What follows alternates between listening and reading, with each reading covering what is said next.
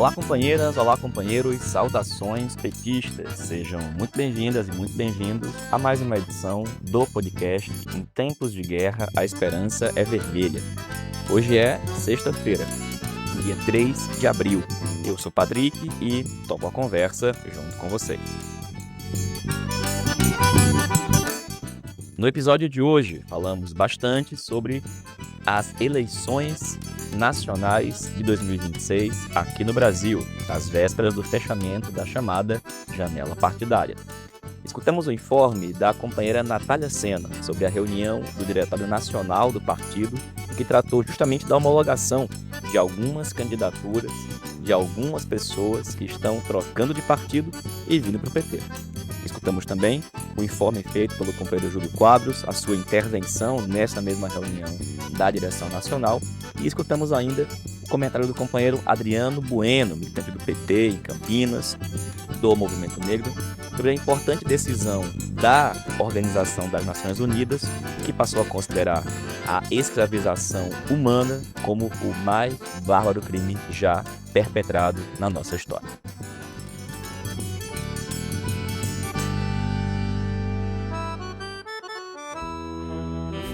Pessoal, começamos a edição de hoje aqui do podcast falando sobre a situação política internacional, nacional. E para isso, eu apresento a resolução política da Direção Nacional da Tendência Petista Articulação de Esquerda, que esteve reunida no último dia 29 de março. A resolução, em texto, está disponível no site pagina13.org.br. E é ela que eu apresento a partir de agora. Diz o seguinte, abre aspas. A guerra desencadeada pelos Estados Unidos e Israel contra a República Islâmica do Irã completou um mês. Os dois estados agressores têm um comportamento criminoso e terrorista.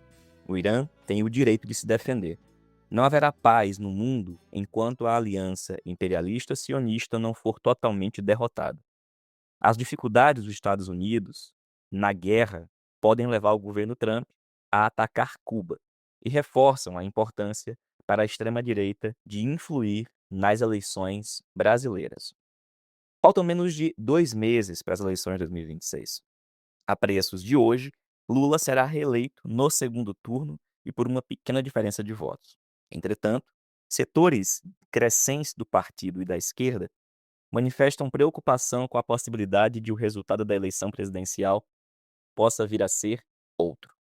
Essa preocupação é especialmente presente entre aqueles que ontem mesmo falavam em vitória no primeiro turno, se iludiam sobre a popularidade do governo federal e subestimavam a força da extrema-direita, aspectos que analisaremos nos próximos pontos deste documento. O primeiro aspecto a considerar é que parcela expressiva do povo brasileiro segue avaliando negativamente nosso governo federal e, relacionado a isso, segue negando o voto em nossas candidaturas. Essa situação não deveria constituir surpresa. Desde o início de 2023, temos alertado para esse fato, que decorre de ao nosso ver, um mix de problemas. Primeiro, deficiências na luta político-ideológica travada tanto pelo governo quanto pelo PT e pela esquerda em geral. Segundo, as dificuldades de coordenação que afetam tanto a ação administrativa quanto a ação política do governo.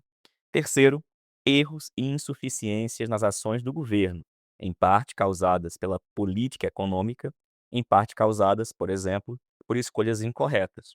Vejamos a decisão de não revogar as reformas da Previdência Trabalhista, as debilidades na política do MDA, os problemas da política de comunicação, a influência empresarial no Ministério da Educação e etc. Finalmente, mas não menos importante, há uma subestimação dos nossos problemas, dos nossos erros e dos nossos inimigos, acompanhada de uma cabotina superestimação de nossos êxitos. Todos estes problemas são agravados por um crescente culto à personalidade, que na prática sobrecarrega o presidente e exime certos dirigentes de pensar com sua própria cabeça e assumir suas responsabilidades. O segundo aspecto a considerar é a força da candidatura da extrema-direita. Desde 2018, temos alertado para a potência, capilaridade e resiliência da extrema-direita. suas articulações internacionais, seu apoio material na classe dominante, seu controle dos meios de comunicação. Infelizmente, há militantes que subestimaram tanto a força do inimigo que chegaram até mesmo a falar em vitória no primeiro turno, argumentando que a extrema-direita teria supostamente se convertido em um cadáver político. A subestimação do inimigo é muitas vezes acompanhada de uma crença na força dos setores de centro-direita e da direita tradicional, motivo pelo qual, toda vez que a extrema-direita cresce, ressurgem as manifestações de fé na Frente Ampla em Defesa das Instituições. Um terceiro aspecto é considerar um pequeno número de candidaturas majoritárias petistas para disputar os governos estaduais. Não teremos candidatura petista nem de esquerda em Minas Gerais e no Rio de Janeiro, dois dos mais populosos estados brasileiros. Tampouco em Santa Catarina, entre outros estados. Em alguns deles, o PT decidiu apoiar candidaturas majoritárias de direita, em alguns casos com vínculos recentes com o bolsonarismo. Em alguns casos, nos estados que o PT governa, Ceará, Bahia, Piauí e Rio Grande do Norte, há situações preocupantes que integram um contexto em que se prevê uma redução da votação petista no Nordeste. Considerando a situação nacional, se não houver mudança tática, não haverá alteração qualitativa na composição do Senado e da Câmara. Um quarto aspecto a considerar é a ingerência externa praticada pelo governo dos Estados Unidos. Setores do partido subestimaram o imperialismo, parecendo acreditar numa suposta e milagrosa química entre os presidentes dos Estados Unidos e do Brasil. A verdade é outra. Controlar o Brasil é essencial para o êxito da estratégia dos Estados Unidos de converter a região em seu quintal. No momento, parte da ingerência dos Estados Unidos é direta e política, como se pode perceber na escolha do nome que será candidato pela extrema-direita. Outra parte da ingerência é indireta e afeta a economia do país. A guerra dos Estados Unidos e Israel contra o Irã tem como um de seus efeitos aumentar o preço dos combustíveis, provocando inflação numa situação em que o governo não dispõe, principalmente devido à privatização da BR Distribuidora, dos instrumentos necessários para enfrentar a situação. A inflação, que tende a crescer em função da guerra, atinge uma população altamente endividada, dívida sobre a qual pesa a imensa taxa de juros imposta pelo Banco Central.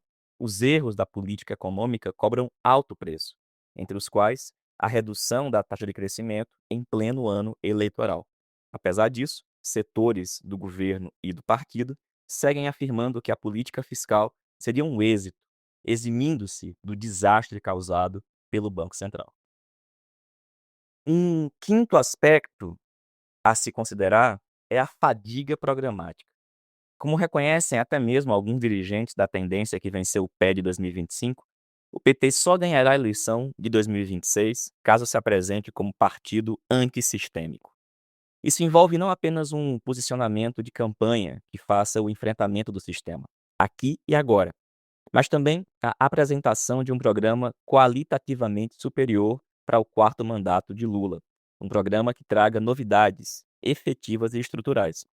Acontece que nosso governo só dará um salto programático se conseguirmos superar os dogmas do arcabouço fiscal e que, por sua vez, implica enfrentar o sistema financeiro, Faria Lima, o agronegócio e os porta-vozes de ambos, os partidos de oposição e a mídia oligárquica. Ou seja, se rompermos com as bases da Frente Ampla estabelecida em 2022. Além disso, será necessário que este programa superior seja defendido por nossas candidaturas à Câmara, ao Senado e aos governos estaduais. É preciso que defendamos, por exemplo, o fim das emendas parlamentares, o fim da autonomia do Banco Central, medidas tributárias contra os ricos, medidas em defesa da classe trabalhadora, como a redução da jornada e o fim da escala 6x1.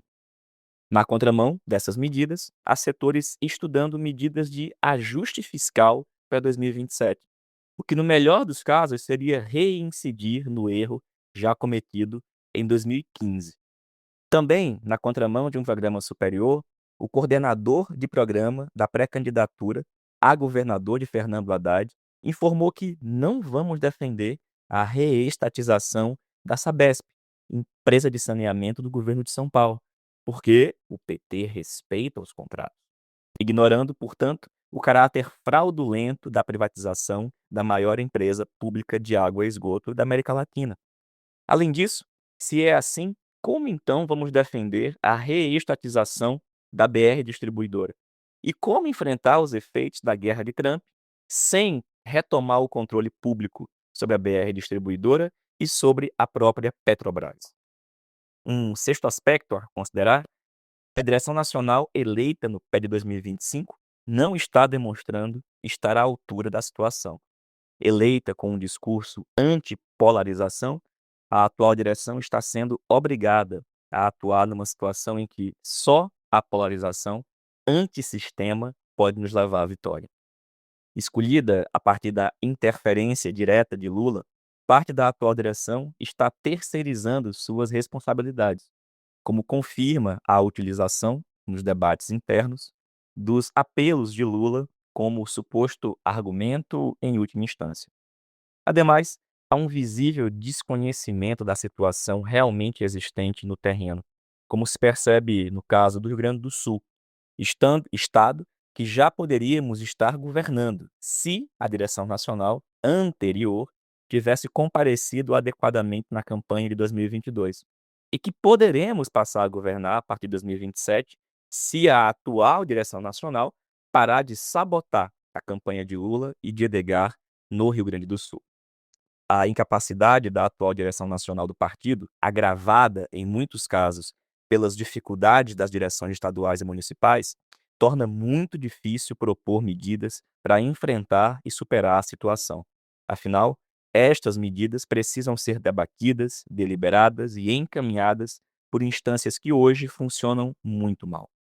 Nesse sentido, reafirmamos que o 8º Congresso Nacional do PT precisa travar um profundo debate estratégico, programático e tático.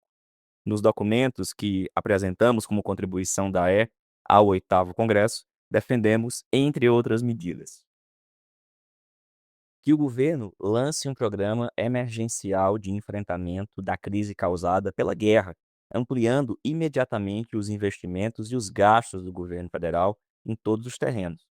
Que o governo volte a fazer pressão pública pela redução da taxa de juros pelo Banco Central, ao mesmo tempo em que ofereça à população e a pequenos e médios empresários linhas de crédito excepcionais por parte do Banco do Brasil, da Caixa e do BNDES. Que o governo implemente um programa de refinanciamento das dívidas das famílias. Que o governo desencadeie uma operação policial e sanitária contra as BECs. Que nossas candidaturas e pré-candidaturas proporcionais em todo o país sejam orientadas a fazer uma campanha com o mote contra o Congresso inimigo do povo, enfatizando o fim das emendas parlamentares. Que sejam imediatamente substituídos nos cargos de governo todos os comissionados que estão obstruindo, sabotando e dificultando as ações de governo e favorecendo assim a candidatura da extrema-direita. Que se tomem medidas para reestatizar a BR Distribuidora e a Eletrobras. Que se tomem medidas para que o Estado brasileiro retome o controle acionário da Petrobras. Que se revoguem as contrarreformas trabalhista e previdenciária. Defendemos também que o Partido dos Trabalhadores garanta candidaturas majoritárias petistas e de esquerda em todos os estados onde isso for possível. Ao lado das medidas acima citadas, medidas cujo objetivo é incidir na disputa eleitoral, acrescentamos que é preciso enviar imediatamente um petroleiro brasileiro custodiado por navios de nossa Marinha de Guerra, levando combustível para Cuba. Há plenas condições de vencer a campanha presidencial, reeleger Lula, manter e ampliar nossas bancadas na Câmara, Senado e Assembleias Legislativas, bem como aumentar o número de governos estaduais dirigidos pelo PT. Mas para isso, é preciso dar uma guinada imediata em nossa linha política. Lembrando que não basta vencer, é preciso vencer em condições de fazer um quarto mandato superior a esse terceiro. Nesse sentido, reiteramos a necessidade de fazermos em todos os níveis campanha de esquerda, com candidaturas de esquerda, tendo como objetivo principal ganhar o apoio e o voto da classe trabalhadora, das mulheres, negros e negras, jovens e moradores das periferias.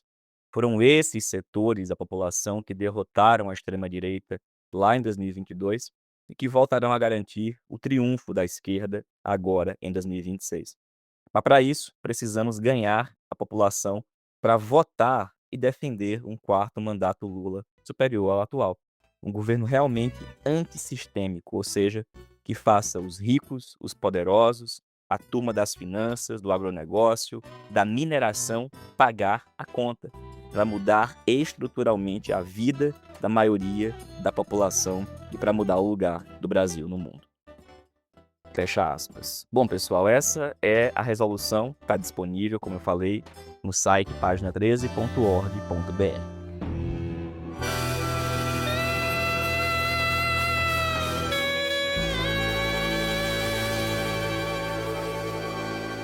E dito isso, a gente escuta agora o informe da companheira Natália Sena acerca da reunião do Diretório Nacional do Partido que ocorreu nessa quinta-feira, dia 2 de abril.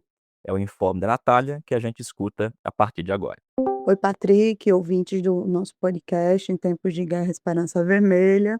Vou fazer aqui um breve informe da reunião do Diretório Nacional do PT, que aconteceu no dia 2 de abril, quinta-feira, no período da tarde. Essa reunião foi convocada essa semana, né, para discutir como pauta principal a filiação, né, a homologação de algumas filiações que foram feitas ao partido ao longo do último período, em razão da janela eleitoral e de as filiações serem de figuras públicas, inclusive de mandatários em nível estadual e federal. Então, essa reunião foi convocada na terça-feira, dia 31 de março, e aconteceu no dia de hoje, quando eu estou gravando esse áudio, acabou de terminar a reunião, aconteceu agora na quinta-feira, dia 2 de abril. A reunião teve um brevíssimo debate de conjuntura, né, onde o companheiro Júlio Quadros fez a exposição da nossa posição pela articulação de esquerda, e o áudio da fala dele deve ser incluído aqui no nosso podcast,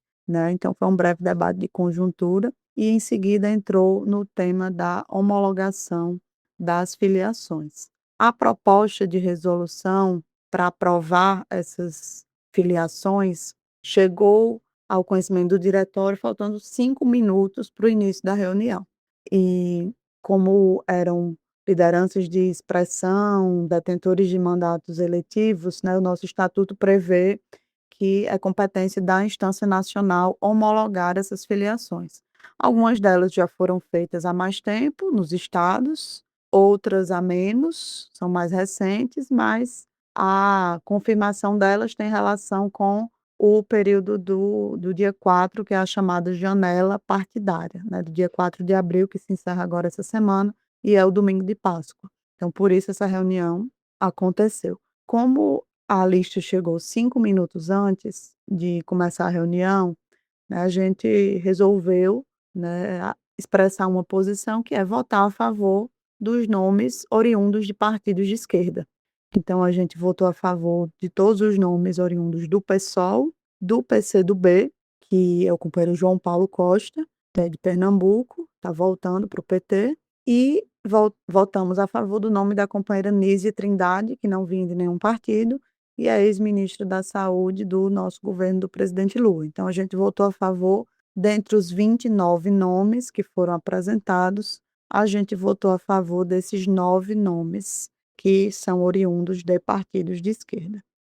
Os outros nomes são os seguintes: Marcos Barbosa, vindo do Avante, estado do Alagoas, deputado estadual, e Breno Albuquerque, vindo do MDB, estado de Alagoas também, deputado estadual. Dudu Albuquerque, vindo do MDB, ex-deputado estadual de Alagoas. São esses 3 nomes de Alagoas. Do Amapá, um ex-deputado federal, Camilo Capiberibe, do PSB, e um deputado federal chamado Paulo Lemos, do PSOL. Esses 2 nomes do Amapá.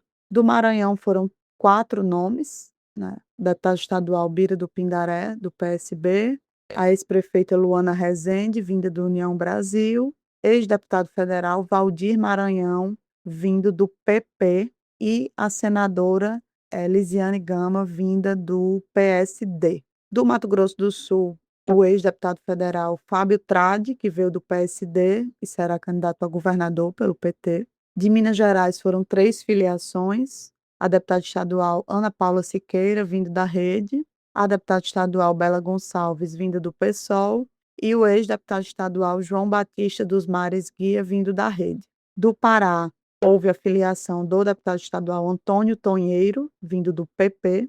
De Pernambuco foram 3 nomes: a deputada estadual Dani Portela, do PSOL, o deputado estadual João Paulo Costa, do PCdoB, e o ex-deputado federal Milton Coelho, do PSB. Do Piauí foram 2 nomes: o deputado estadual Evaldo Gomes e o deputado estadual Thales Coelho, vindo do PP, e Evaldo Gomes, vindo do Solidariedade. Do Rio de Janeiro foram 3 nomes: a vereadora de Niterói, Beni Brioli, vinda do PSOL, a ex-ministra Nízia Trindade e o ex-prefeito de Petrópolis, Rubens Tempo, vindo do PSB. Em Roraima, veio o ex-deputado federal Expedito Neto, do PSD. Em Santa Catarina, vieram 2 nomes do PSOL, Eunice Querechu e Vitor Xuxa. Ambos foram candidatos a deputado estadual em 2022. Em Sergipe foram 2 nomes também: Carminha Paiva e Padre Hinaldo, do Republicanos, ambos deputados estaduais.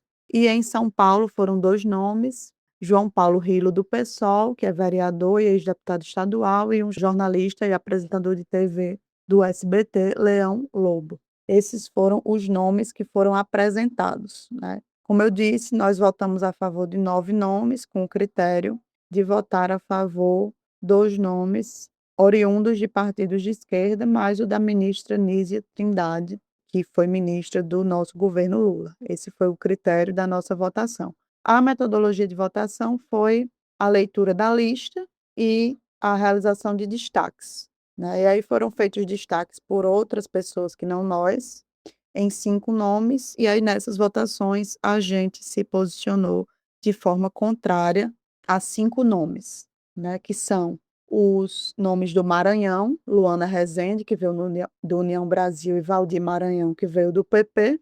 Nós também nos posicionamos contrários aos 2 nomes de Sergipe: Carminha Paiva e Padre Hinaldo, que vieram do Republicanos. E também numa votação separada, onde teve muito mais votos contrários, né, quase 20 votos contrários, mas também foi aprovada a filiação do deputado estadual Antônio Tonheiro, que veio do PP do Pará. Votação a favor e contra só teve, especificamente em relação a esses 5 nomes. A gente votou contra os 4, 2 do Maranhão e 2 de Sergipe, e também votamos contra esse nome do Pará, que veio do PP, né? Os demais não houve votação nominal e a gente manifestou o nosso voto a favor somente dos 9. Esse foi o informe, né, da reunião, do que aconteceu na reunião. Além do debate de conjuntura, foi feita essa votação. Como o prazo da janela eleitoral está previsto até o dia 4 de abril, então foi aprovado no diretório que os nomes que chegarem ou que houver necessidade de homologação até o dia 4, o Diretório Nacional autoriza a Comissão Executiva Nacional a analisar, aprovar e decidir sobre eventuais impugnações e novos pedidos de filiação. Esse é o informe.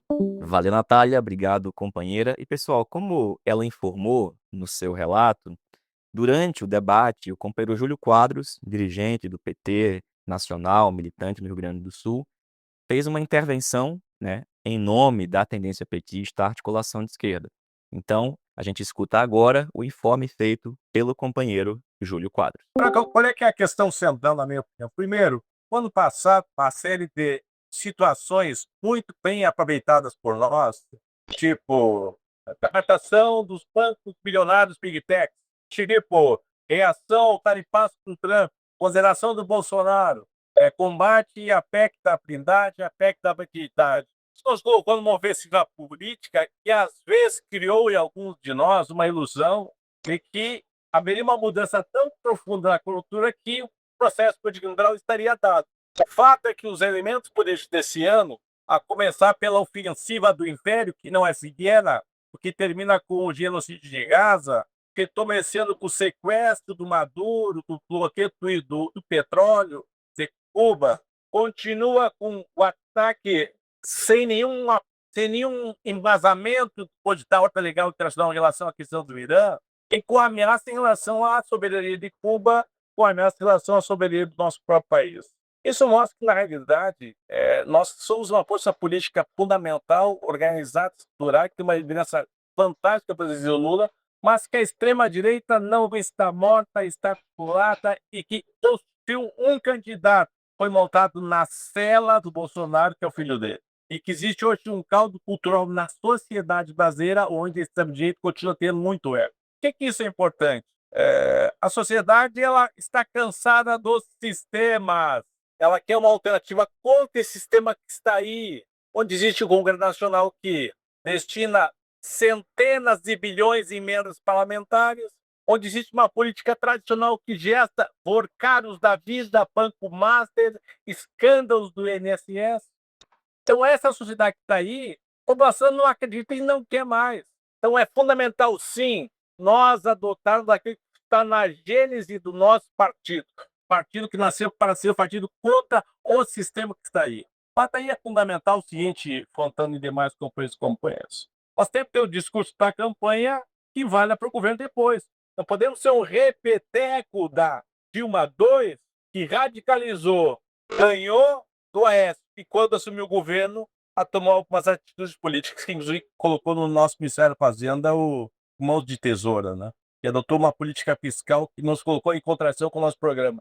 E segundo, nós não podemos ter palanques estaduais que fragilize o discurso político do PT e tire a gana, a tesão e a vontade da nossa militância política partidária. Portanto, a montagem dos palanques estaduais, incluindo o Rio Grande do Sul, tem que ser uma montagem onde exista o convencimento das direções e da militância de frente do Partido dos Trabalhadores. Não adianta de nada ter palanques dos estados onde não haja adesão da direção política do PT, dos movimentos sociais e da base social que sustenta o nosso projeto político. Vai entrar em contradição com esse nosso discurso de fazer o enfrentamento e ser o partido que volta a discutir as ações contra o sistema. Então é fundamental, e hoje eu tive a oportunidade de acompanhar o meu companheiro presidente Adino numa fala na Rádio Gaúcha, que a gente sim construa coletivamente as melhores soluções. Agora, a melhor solução é a solução que tem, assim, um compromisso fundamental que é a realização do presidente Lula. Esse é o compromisso absoluto, né, nosso. Não tem a menor dúvida em relação a isso. Mas tem que ter a adesão das direções políticas estaduais, está evitando o PT de cada estado. Se não tiver adesão das nossas direções estaduais, se não tiver adesão da nossa militância política social, o resultado político eleitoral vai ser um resultado ruim para nós. E não vai alcançar os nossos objetivos que nós temos em relação à disputa nacional do presidente Lula. Então, sim, o presidente Lula, a reeleição é questão absoluta, fundamental, é central para nós. Sim, temos que ter um programa de enfrentamento ao imperialismo, que defenda a democracia, o direito social, defenda a recuperação do papel e do espaço político do Estado do nosso país. E terceiro e quarto, tem que ter nos estados representantes políticos que expressem esse programa, esse discurso, essa linha na campanha e depois na sustentação do nosso governo. Esse foi o informe, né, essa foi a fala realizada pelo companheiro Júlio Quadros na reunião do Diretório Nacional do PT. Na próxima semana a gente volta a falar, né, do resultado final das mudanças de partido, dos ingressos, com um balanço mais completo. E bom, a gente convidou ainda para a edição de hoje o nosso companheiro Adriano Bueno. O Adriano, que é militante do PT lá em Campinas, São Paulo, militante do Movimento Negro. E convidamos o Adriano para falar de um assunto muito importante. Essa semana, a Organização das Nações Unidas, a ONU, tomou uma decisão importantíssima, que foi o reconhecimento da escravização humana como o crime mais bárbaro já perpetrado em nossa história. E para falar sobre essa decisão, a gente escuta agora o nosso companheiro Adriano Bueno. Olá, Patrick. Olá, ouvintes do nosso podcast. Na semana passada, dia 25 de março, a Assembleia Geral das Nações Unidas definiu o tráfico transatlântico de africanos como o crime mais grave contra a humanidade. O documento fazia recomendação de indenizações financeiras, restituição de bens culturais, políticas públicas a serem adotadas pelos estados, além de pedidos formais de desculpas. A votação 123 votos favoráveis, incluso aí o voto brasileiro, 3 votos contrários, Estados Unidos, Israel e Argentina, além de 52 abstenções, países europeus, praticamente, e a novidade aí nessa votação, em relação a outras ocasiões em que a ONU se pronunciou sobre esse tema, é a Argentina votando contra e também a posição dos países europeus, né? Estados Unidos e Israel já adotaram posição parecida no passado. Então, para entender o que tudo isso significa, a nossa ideia aqui é voltar um pouco no tempo, resgatar um pouco o processo histórico mais recente, pelo menos aí últimos 30 anos, vamos dizer assim, para compreender como a gente chegou nesse momento em que a ONU joga o sarrafo para cima da maneira como jogou com essa decisão do último dia 25 de março. Há aproximadamente uns 30 anos atrás, iniciou-se um debate sobre a Conferência da ONU contra o Racismo, a terceira conferência contra o racismo, que aconteceu em Durban, na África do Sul, no ano de 2001, portanto, há 25 anos atrás. Mas esse debate começou há uns 30 anos atrás com as pré-conferências, né? Havia, inclusive, a previsão de uma pré-conferência indicada para o Brasil, e o Fernando Henrique, na época, que era o presidente, acabou operando uma alteração no calendário, e essa conferência ela não foi mais sediada no Brasil. Fernando Henrique Cardoso sentiu ali as mobilizações do movimento negro, mobilizações muito fortes que já tinham acontecido quando ele tentou comemorar, entre aspas, o descobrimento do Brasil, e também durante a marcha de Zumbi dos Palmares, né, 300 anos da imortalidade de Zumbi dos Palmares, que também foi um momento onde o movimento negro colocou o príncipe dos sociólogos nas cordas, né? À época, a relatora dessa discussão no Brasil foi a Edna Roland, e o processo se deu com muita cobrança por parte do movimento negro. Mas aí chegamos ao ano de 2001, entre agosto e setembro de 2001, quando aconteceu a Conferência de Durban, na África do Sul. Naquele momento, havia um debate crescente sobre as tais reparações, né? O que seriam as reparações, né? Hoje, as reparações são concebidas como um conjunto de medidas para remediar violações de direitos humanos, né? Essas medidas incluem também indenizações financeiras, as famigeradas indenizações financeiras, que são um grande medo por parte de quem se coloca contra, né, de quem se opõe a essa discussão.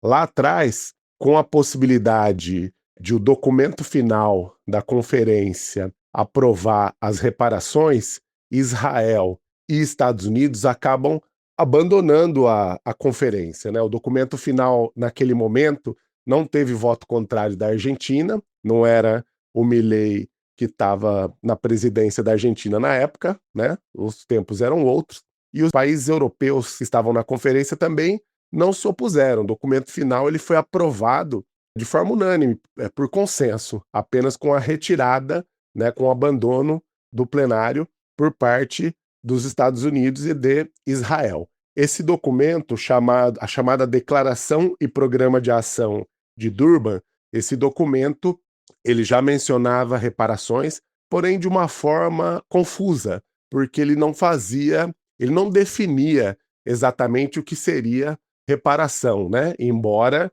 o grande medo por parte de Estados Unidos e Israel seriam as indenizações financeiras, né?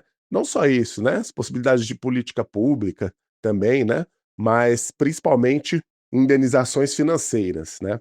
4 anos depois, em 2005, a ONU vai aprovar um documento chamado Princípios e Diretrizes Básicos sobre o Direito à Reparação. E aí sim, nesse documento, uma definição mais bem elaborada sobre as tais reparações, né? Sobre o que seriam as reparações, né?